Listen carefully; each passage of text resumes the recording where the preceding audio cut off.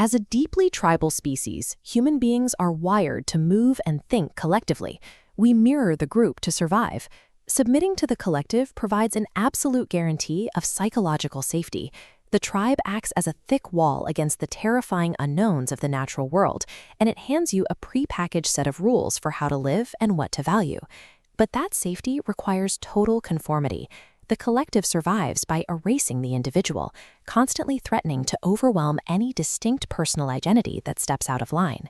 Achieving the privilege of actually owning yourself requires actively rejecting humanity's most basic survival mechanism. Detaching from the group creates a sudden, massive emotional vacuum, exactly where your safety net used to be. Without the constant, warm drip of external validation, you are flooded with intense loneliness and fear.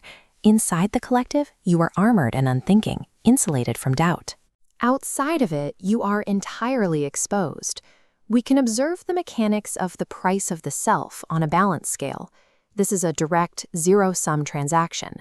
Psychological comfort is stripped away, and in return, you buy individual sovereignty. Which raises an obvious question: why would anyone willingly put themselves through this deliberate, intense suffering? Because that vacuum doesn't stay empty. The moment the rigid structure of the tribe breaks open, the space fills with volatile chaos. The tribe attempts to compress those erratic behaviors back into shape, but there is reason in madness. This chaos is raw potential energy. The objective during this phase is to resist the pressure to conform.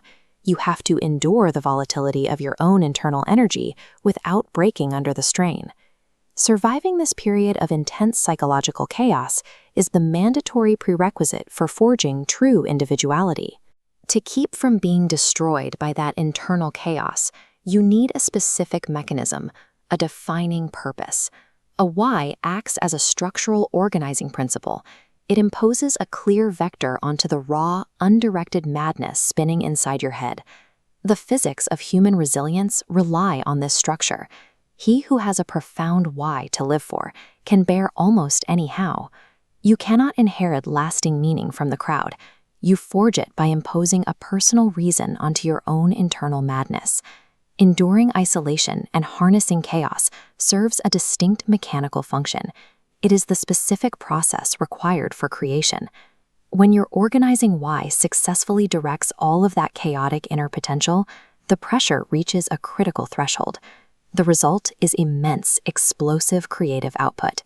You must have chaos within you to give birth to a dancing star. That star is the ultimate output of the system, representing self-actualization, unique creative brilliance, and absolute ownership of your mind. True creative output is impossible to achieve without first passing through the frightening phases of isolation and internal chaos. The journey moves in a strict sequence.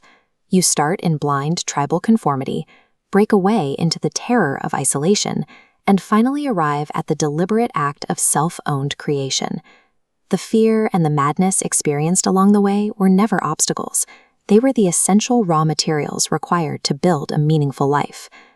Owning yourself is a brutal, agonizing transaction, but no price is too high to pay for the privilege of becoming the active architect of your own existence.